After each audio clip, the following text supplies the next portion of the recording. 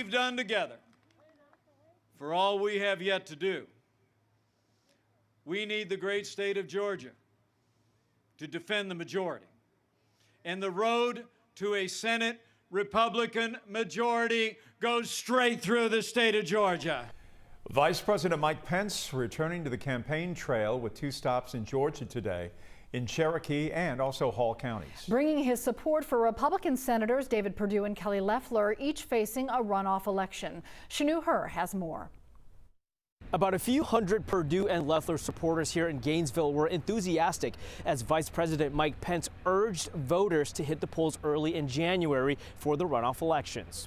With 2 crucial U.S. Senate seats at stake, Georgia Senators David Perdue and Kelly Loeffler continue bringing in big Republican figures to the Peach State to push voters to the polls. We have to get our vote out.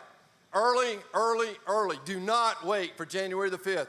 Vice President Mike Pence making 2 stops in Georgia Friday. After a lunch hour rally in Canton, he finished the day in Gainesville, where he claimed Senators Perdue and Loeffler are the key to stopping a Democratic agenda in the Senate.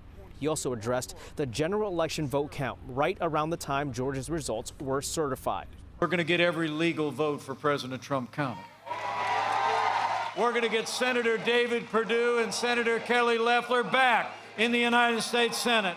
Senators Perdue and Loeffler gave a strong message to their supporters, claiming Georgia is the last line of defense for conservative values in the U.S. Senate.